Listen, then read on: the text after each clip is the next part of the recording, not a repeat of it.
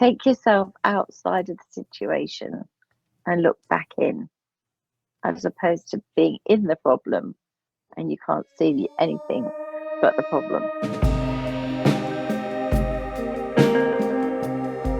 But you spend money to do the printing, the writing. Okay, maybe the writing from you, no, but okay, maybe you need to do the processing of the book itself, maybe the editing, cover design, Yeah. the rest of it. Others are spending their expenses. How do you make up for that? You say one thing in one room and something different in another. Do you not think you're going to get caught out? Surely you understand. You should be the same person everywhere because you should be you.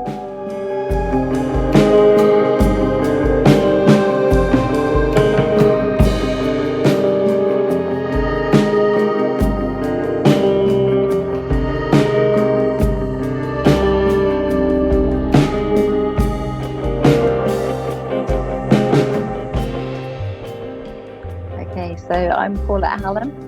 I've been on LinkedIn for about 15 months. I joined LinkedIn because I wanted to sell the children's books that I write, but more about that later.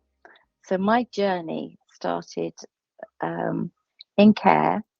I had a very nice life to start with, and then unfortunately I ended up being fostered.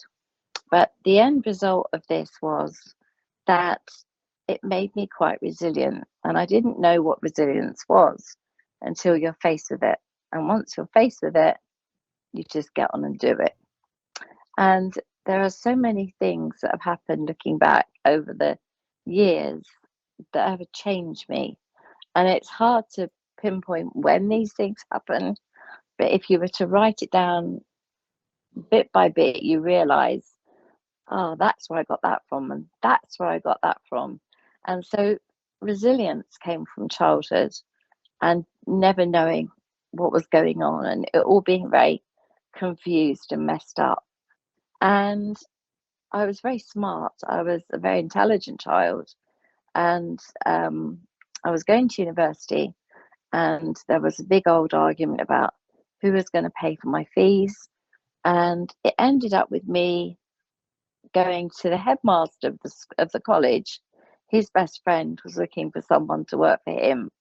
And within 4 years, I was the sales director.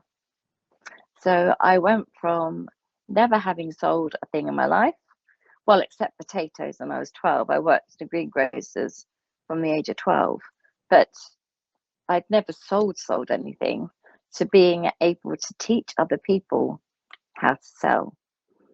And the way I did that was by being me, not pushy, not demanding, just tell them a bit about me, tell them about the story of why this product will do what they want them to do. And they used to buy it, and it was shock horror. This is great. So I had all these little minions, and in the end, there was 20 of them working for me, and they all spoke like me. They all told the same stories as me, and interestingly, they all were very successful. And the tooling business ended up having a bigger turnover than the sheet metal company. So they decided to relocate, and all kinds of exciting things happened to the business. And I was offered directorship. And I was like, I can't believe at my age that I'm 20, 21, 22, and I'm being offered a directorship. Okay, I'll take it. And they said, but it comes with a company car. And I was like, can't drive. You can now, because it's going to pay for my driving lessons. So it was like all these kind people saw something in me that perhaps I didn't see in myself, but they had seen the success that I brought their business. So, And in how many turn, years ago was that, Paulette? I'm now 60. So that is 30, 37, 38 years.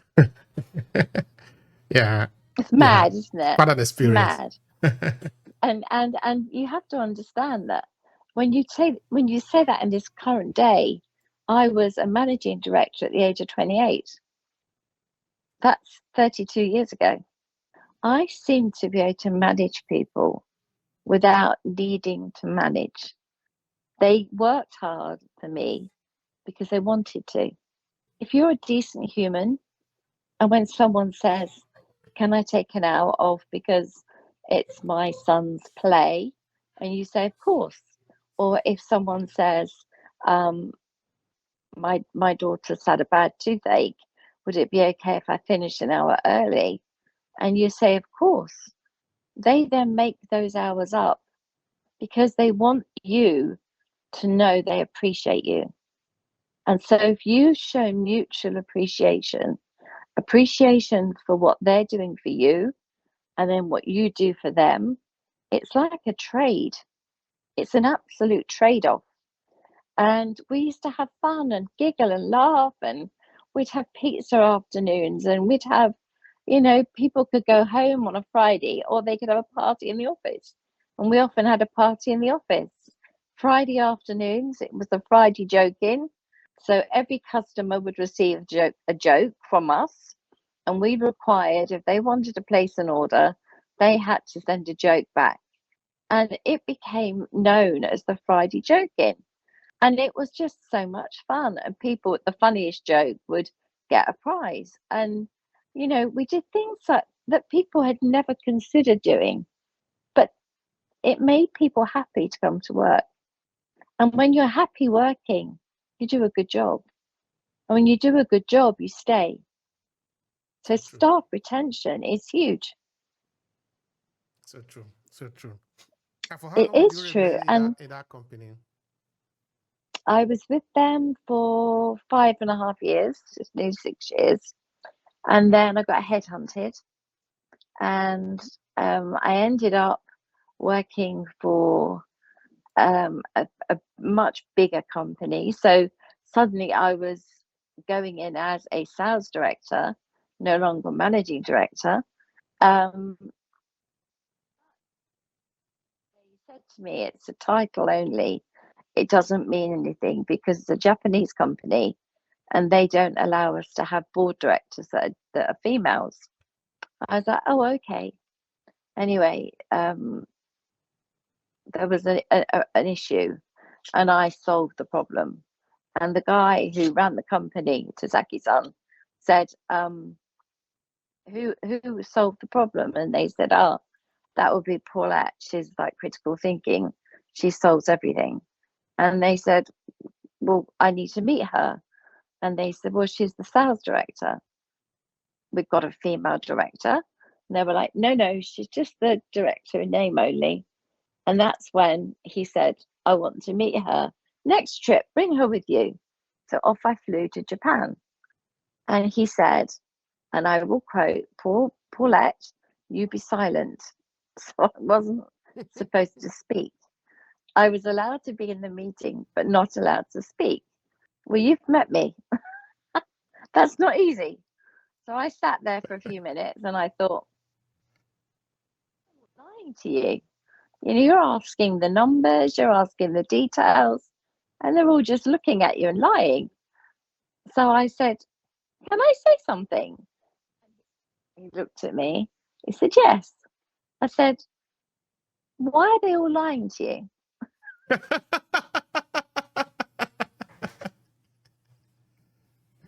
And he looked at me. He said, "What do you mean?"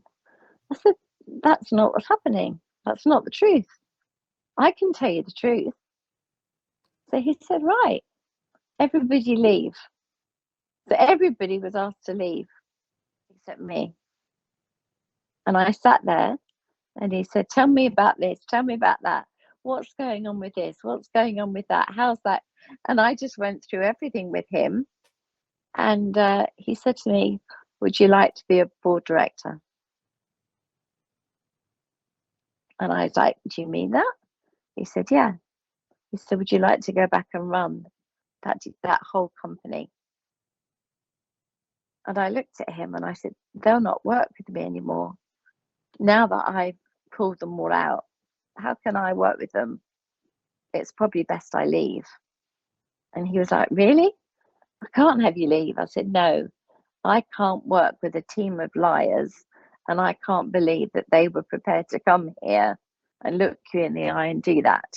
So I don't want to work with them, whether they want to work with me or not. I don't want to work with them. So when I go back, I'll be looking for another job. So he said, would you consider working in Manchester at the head office, which was a flight away or a 6-hour drive? So I said, well, I could. So he said, well, how about you work from home 3 days, 2 days in Manchester, and we'll pay for you to have a hotel room and stay overnight in the hotel. So I said, okay. So I went to work for him directly. I was his number 2. So he ran everything past me. All right. Now before we move into the children's book, I think this part is important because, of course, we are talking about business. First, why did you think they were lying? Because I worked for the company they were working for, and I knew everything that went on. And they were just, he was asking, I'll give you an example.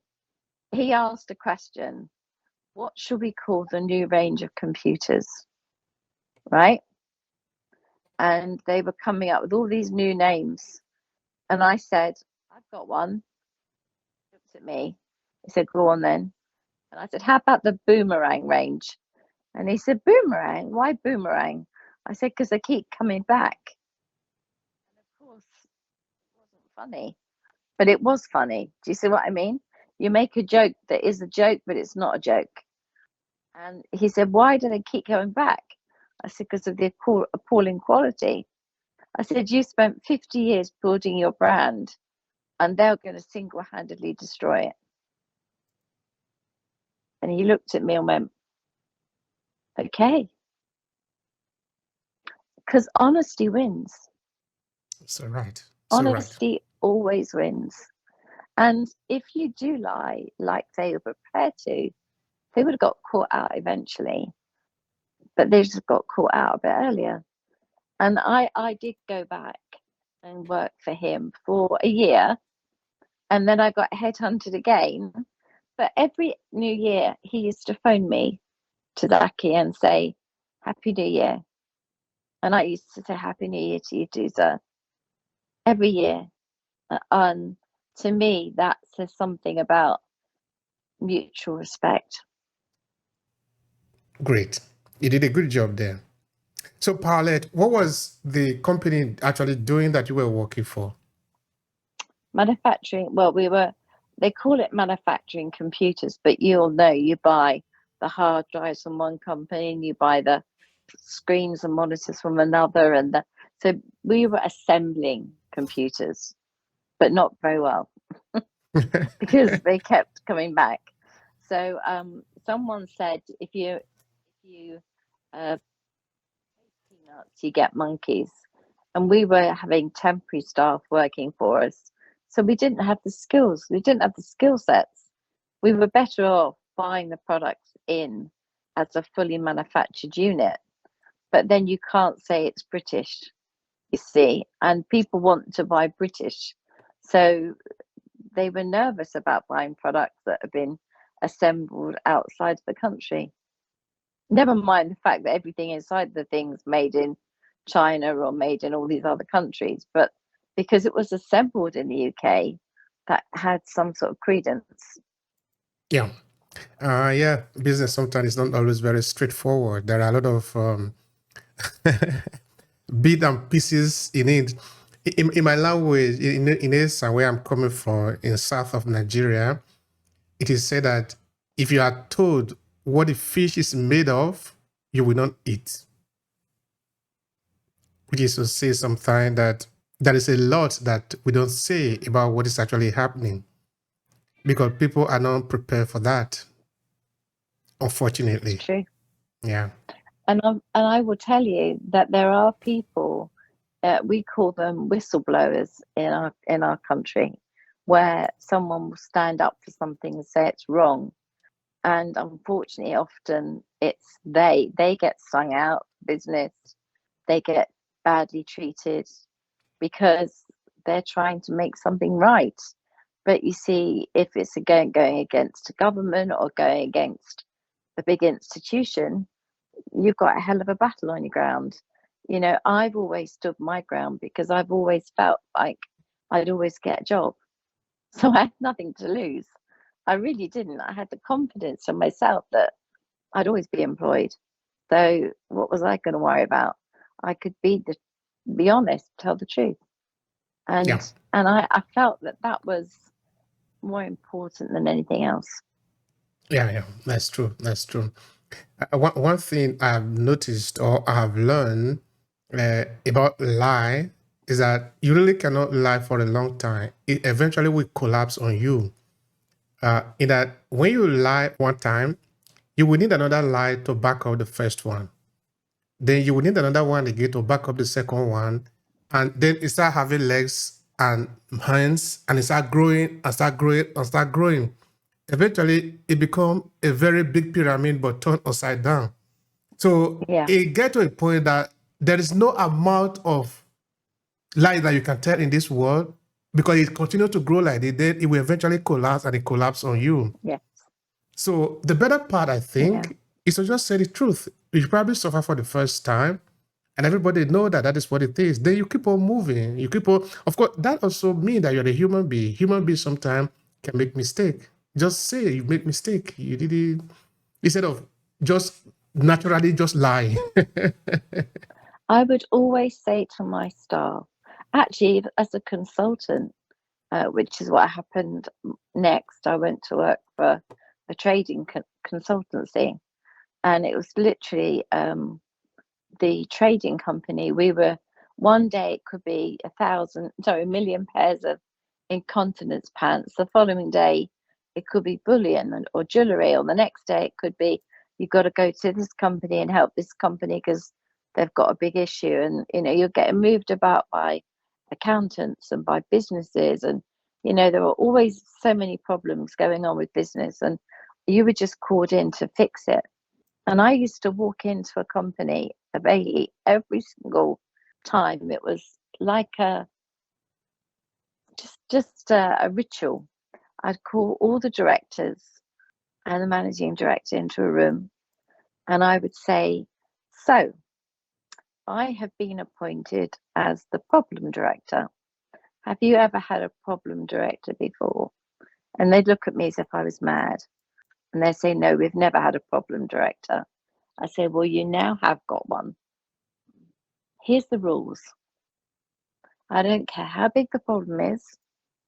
I don't care what the problem is, but don't tell me half the problem. Tell me the whole problem. I want the 100%, the whole problem. If you lie to me, you'll be leaving the business because I can't work with liars. I need to know the numbers. So if you say you've got 10,000 and then you remember there's 10,000 on the river coming over, or the water coming over from China or wherever, there's 10,000 a container ship, there's 10,000 in retail. Suddenly we've got a 50,000 unit problem, not a 10,000 unit problem. So for me to fix the problem, I need to know what the problem is. So don't lie to me. Is that clear? And they used to look at me as if I was the devil. But by the time I left, I would have solved the problem. And I always managed to find a way. So if it was a company, I'll tell you some examples, and these will make you laugh, but I think it's worth telling you very quickly. For example, a guy gave me huge volume of dinner services, and they were all specially made for that particular retailer. But when they turned up, the color was faint. So they said that they refused to take the stock. So he had 25,000 dinner services that each cost about 250 quid each. Now, if he tried to sell them anywhere, his brand, his name is on the back of them. So he asked the company to take a black pen and take all the name and everything off of a permanent marker. And I said to him, if you do that, then you've just got something that could be shipped from China worth nothing. At the moment, you've got a branded product that is your brand. Yes, yes, but I can't sell them. So I said, well, what am I supposed to do? I'm not allowed to sell them. I don't want to cover them in black ink. So what do you want me to do? He said, you'll come up with something. I'm told you're supposed to be good. And I was fuming. I'd driven like 5 or 6 hours to get to this appointment. And I just looked at him and I went, I'm sorry, I don't know the man on the moon. And I got up and picked some of my stuff up and I left. When I got home, I'd left early in the morning. My husband had been in charge of doing breakfast for my son. I walked in and my kitchen, like a bomb had gone off, and I was fuming. So I'd got the dishwasher door open and I'm slamming and banging all this crockery into the dishwasher. And then the penny dropped. Why don't we sell a dishwasher fully loaded with a full dinner service? Nobody will know whether it's the dishwasher that's been reduced or whether it's the dinner service that's been reduced. Nobody's brand gets messed up. So I phoned the guy up and I said, what do you think to this idea? He's like, genius. How did you come up with it? And I said, I can't tell you that. And then I left, put the phone down. I phoned the biggest retailer I knew. I said, how many dishwashers do you sell a week? He said, 2,500. So I said, so if I had a £250 dinner service that you could load in it, would you be interested for 50 quid? He was like, for 50 quid, 200. You bet I would. He said, but I'll tell you what, you phone up the manufacturer of the dinner service, of the dishwasher, and tell them that you want them to pay for it and I'll buy them and I'll take the extra dishwashers. So I said, okay. So give me the phone numbers and the contact names. I phoned the dishwasher company. They paid for the blooming dinner services. So he sold all the 10,300 dishwashers were sold and all the dinner services disappeared. Disappeared. Do you know what? I got a big bunch of flowers. Guess who it was addressed to? The man on the moon. To the man on the moon, right? One example of where you just are able to see a problem, see a solution that perhaps nobody else would have done. And you're hailed a genius when really you're just able to see something. That's one good example. It's one of the good ones. There are so many others. There's a company that sold shirts, and they had shirts that people weren't wearing shirts anymore. This is people were wearing more casual clothes to the office. They weren't wearing sort of suits and shirts and ties anymore. This goes back about, I don't know, 10, 15 years ago. And called me in to sort it out. And I said, well, how do you expect to take the name out of it? And they said, well, take the label off, undo the packaging, take it off the hanger, cut the label out, cut all the buttons off, sew all new buttons on, and then we'll be fine. And I said, and the cost of doing that is more than buying a shirt exactly the same straight out of Malaysia. And they were like, duh, duh, duh, duh, duh, duh. I said, I'm sorry, you're the only person who can sell your product because it's your brand. If you don't want your brand destroyed, you've got to sell it. They said, well, come up with something clever then. And I went off and went, oh, okay. And I sat for a moment and I thought, right, people are wearing less shirts, but if they're priced correctly, they'll still put them in the wardrobe for the days they need to wear a shirt. So I put 5 shirts together, got some packaging, some bows, and we called it the 5-day deal. So it was a 5-day-a-week deal. And they got 5 shirts for the price of 2.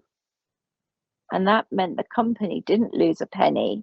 They got cost plus, didn't lose a cent.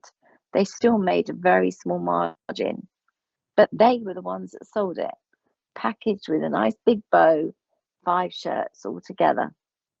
Now, people said people won't buy them, but we all like a bargain.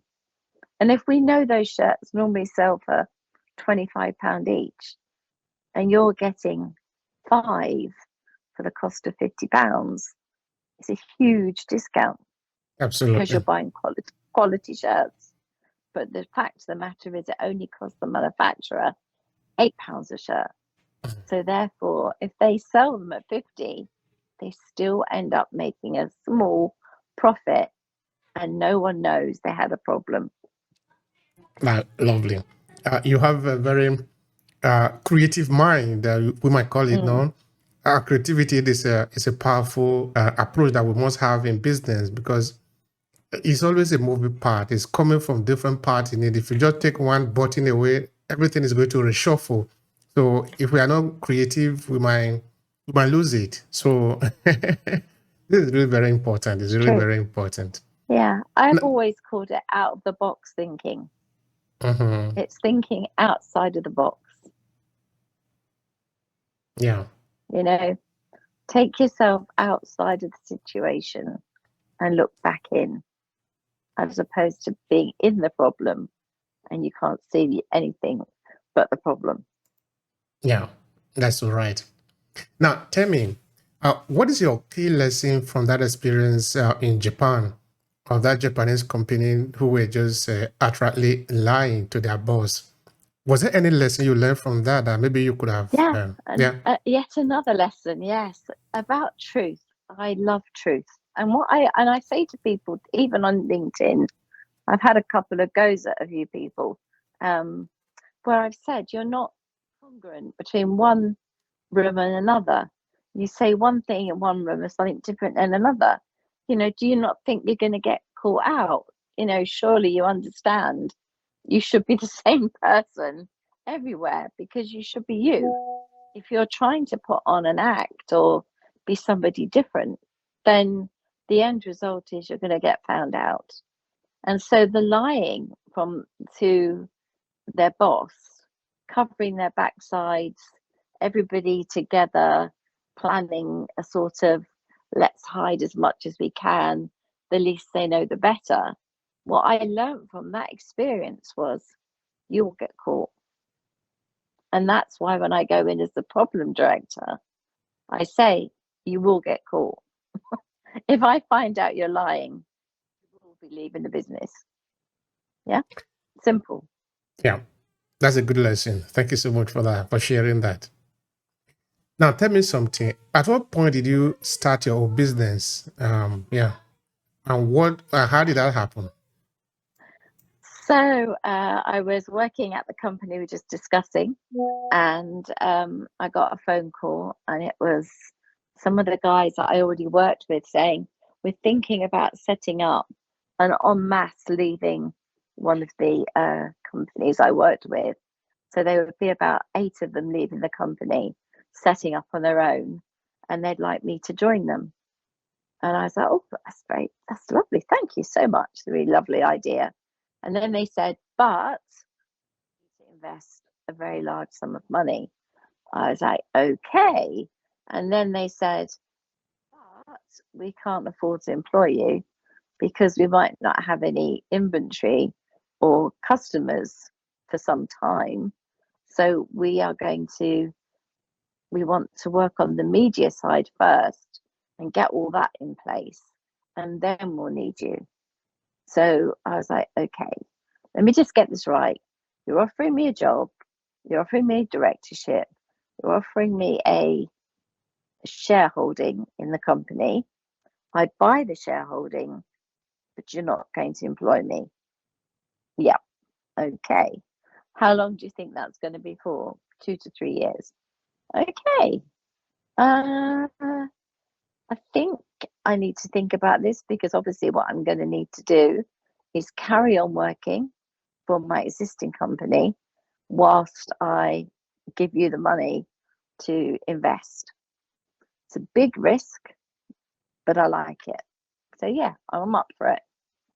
So little did I know, having been told I'd never have children and having expected not to have children, I found myself pregnant with twins. Unfortunately, we lost one of the twins, but the baby that stayed is Ben. So the company is 22 years old and Ben is 21 years old. And it's now turnover is over $1 billion. So from nothing, it's quite a considerable situation. And when Ben became mentally unwell, he was being very badly bullied and he was struggling. I'd become physically more disabled. I've got a bone disease. So I decided to retire and be there for Ben. So I was 52. I said, I'm going to call it a day. I sold a few shares, which meant I could clear up the mortgage and get rid of any issues.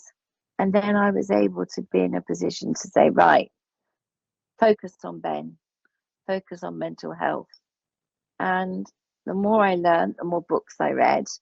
And you can see by the sort of person I am that I wasn't just going to learn about him, I was going to learn about everything. I ended up taking my exams to become a fully qualified counsellor and therapist, and then thought I'd start going into schools. But then there were too many schools. They wanted from Scotland, they were here, there. It would have been ridiculous. The door was revolving with people coming in because I wasn't charging for my services because I didn't think people could afford to pay for it. And they couldn't get it because we didn't have the capacity in the National Health. So my husband said, you're going to kill yourself at this rate. It's ridiculous. So we decided to write the books. And the books I'd started 20 years ago for my nephew, Jack. And the books are Jack and Water. And Jack was the main little boy in the book. And that's how the story started for him, to give him the resilience and strength that he needed to get over problems that he was experiencing at school. So I spoke to a friend of mine, Charlotte, whose best friend is Ben's friend. And I said, you've written some stuff before and had stuff published. Would you be willing to help me and work with me on a book series? And she said, I'd love to. And she's an amazing artist. So she also wanted to do all the illustrations. And I can't thank her enough for that because they're amazing and the children love them. And the books have been very successful. They were #1 bestseller international. And there's 3 out. There was 2 so far. 1 will be launched in the next 2 or 3 weeks. But they're all about, and this you'll understand, transitioning. So if you think about everything I learned as a child, everything I learned as an adult, everything I learned about thinking outside the box, I was always using my conscious thinking, my thinking brain. My subconscious brain, which is the brain that tells you you can't do it, it won't work, no point trying. I didn't want to listen to that brain. That part of my mind, I don't want to listen to. I work on the subconscious mind as being useless and no good to me, and I work on the conscious mind. And so therefore the books are, Jack is the subconscious mind and Water is the conscious mind. And that's the conversations they have. So when grandma's sad because she's reminiscing about the fact that she's lost her husband, and Jack says, oh, do you think we should throw a party? Do you think that would cheer her up? And then Water will say, don't really think that's a great idea. And Jack talks to this toy as if it is his best friend. And actually, it's himself. And he never quite works out that in the stories. sorry, spoilers, but he never actually works out that it's himself all the way through the books. He just knows that he's got this amazing friend who seems to have this amazing way of thinking creatively, cleverly, smartly, and always fixing the problem. That's kind of what I did at business. That's kind of what I taught Ben to do with his mind at school. And I think that's why, in the end, the books kind of fell out of us. They didn't just, they poured, because new home, new school, bereavement, that's the same thing if it's changing teacher, new classroom, breakup of a marriage. All of those things are transitions. They're all changes. And the more you can teach children at the younger age that change happens, and it's how we deal with that change that makes all the difference. And if they deal with the change in a way that makes them feel confident and able to, yeah, I can do this. It's okay. I can cope. I see mum and dad so many days. I see dad so many days. That's fine. Yeah, I can do that. And it's amazing that you teach them to trust their gut, trust their instincts, trust that we always call it like your second mind. Your gut instinct is so important. So I want children to trust that. If they don't feel comfortable in a situation, get out. Tell an adult. Tell them why. Be honest. Thank you for that. Don't like Now, Uncle Brian. He makes me uncomfortable, what is the central message of your writing? Your writing in general, not only in this book. Giving the people, the children. I believe the adults who read the books with the children will get strength too, because they'll listen and read, and their emotional intelligence will be, a little bit, oh, do I do that? Is that what I do? They'll start to look at themselves in the same way as the children do. And I think it's a win-win. So I think it's about giving children the strength to believe in themselves. And I think it helps parents be better at parenting. Thank you so much for that. Now, could you tell me about how you approach your writing? How do I approach my writing? Um, I tend to write with a pen and a pad. I write things out in full. I have a start, a middle, and an end. I have a very good idea of where I want the story to go. I have key points that I want to hit.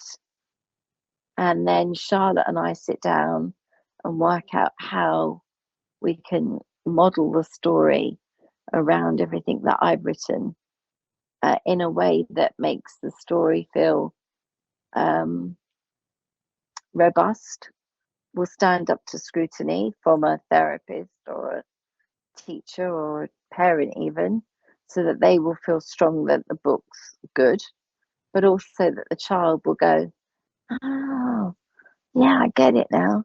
And it's not just about me writing for me, it's about me getting into a child's head. That thinking outside the box thing? I'm outside the box looking at the child, not writing from the perspective of being the child. All right. Now, children reading your book, what did they tell you? I mean, what did you get from them as a kind of a feedback after reading your work? Oh, it's been amazing. The water card in the book, we haven't got a water, and we could make a plushie, and we could sell plushies, and I'm still arguing with that one.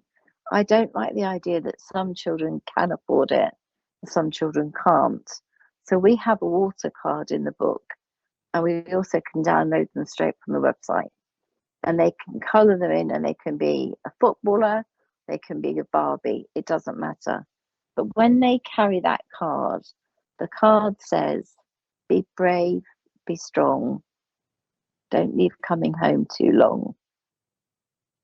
If you're worried, talk to an adult. And that card sits in their pockets. And if they need to feel a touch point from home, they can put their hand in their pocket. It's only the size of a credit card, but it just gives them that piece of home that makes them feel like, it's okay, I can do this, I can be brave, I'll get through till break time. That we've always said, don't try and do a whole day. Tell yourself, I've got to get through to break, and then you go from break to lunch, and then you go from lunch to break, and then you go from break to the end of the day, and then you got through a whole day, and it wasn't so bad. So the next day it's easier, and so on. Thank you so much for that. I appreciate that. All right, now let's talk about the business side of the book, because you have been in business for a very long time, so you understand the dynamics of how the business work. So tell me about the business side of your book. How do you go about it from the point of view of business? Rubbish. I'm absolutely rubbish. So it's a charity. Everything we sell, we then buy books that go back into Comfort Cases. So Comfort Cases is a charity in itself for children that are going into care or moving around the care system. And they're given a rucksack with a pair of pajamas, a blanket. They get a cuddly toy, pens, paper, toiletries, and they get a book. And if they're age 5 to 12, it will be one of my books. And that's because it will help the child transition around the care system. I don't get paid for those books.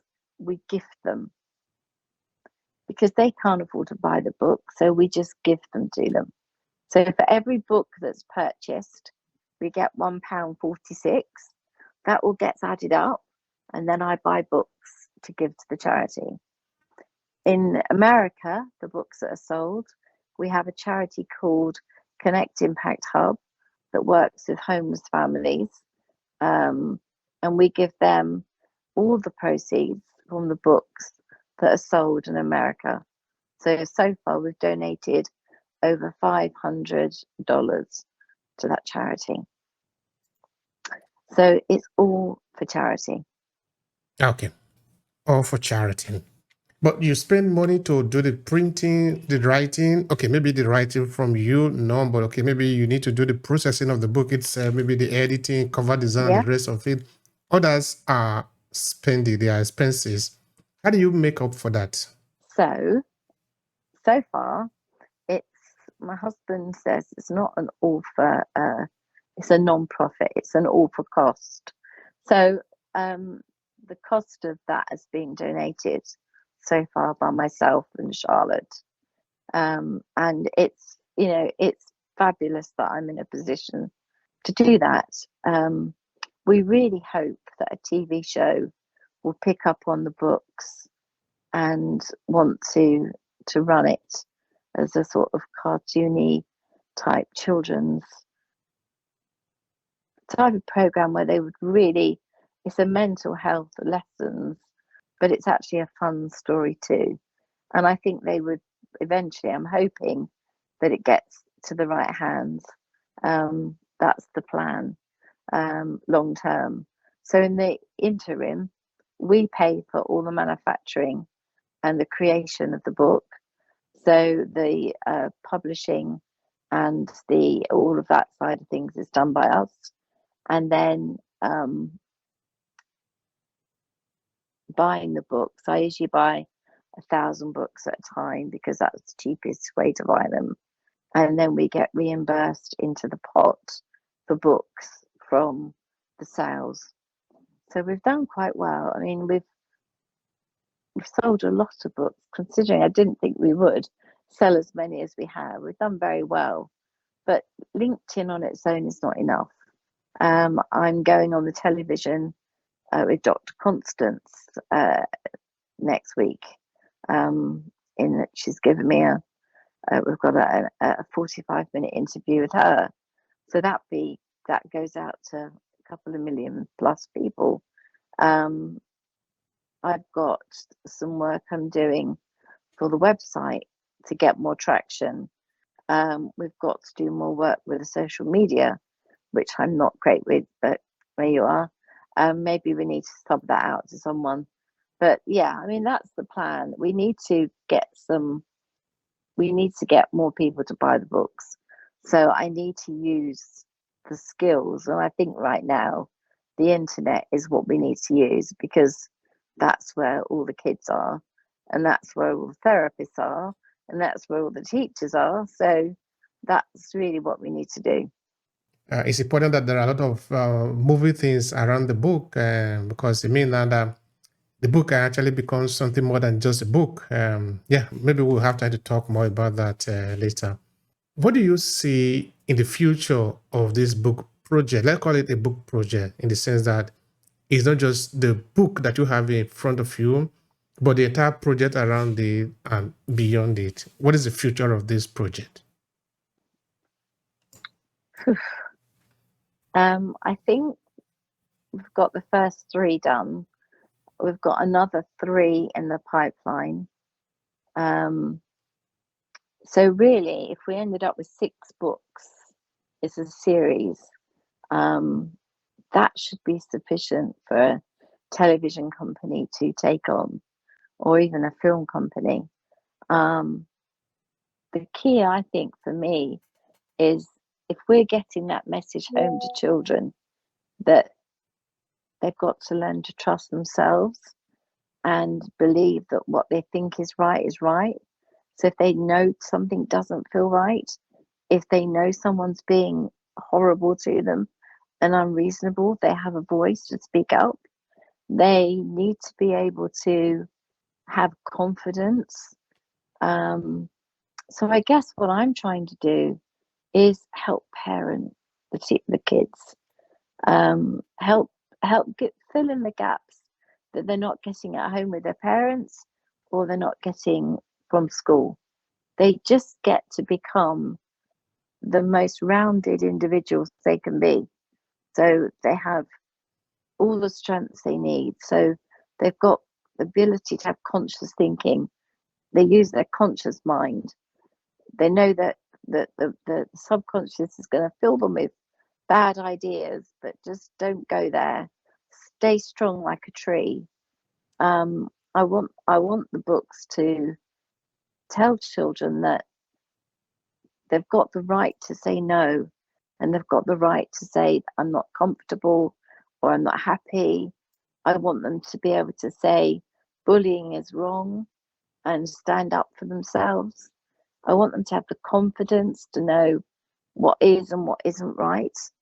And finally, I want them to have fun whilst learning about mental health.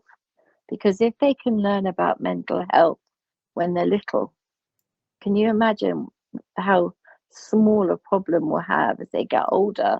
Because they would already have dealt with so many things that they will be stronger mentally. They'll be stronger children, and therefore they will be stronger adults, if that makes sense. It makes a lot of sense. And thank you for that project. And it will be successful.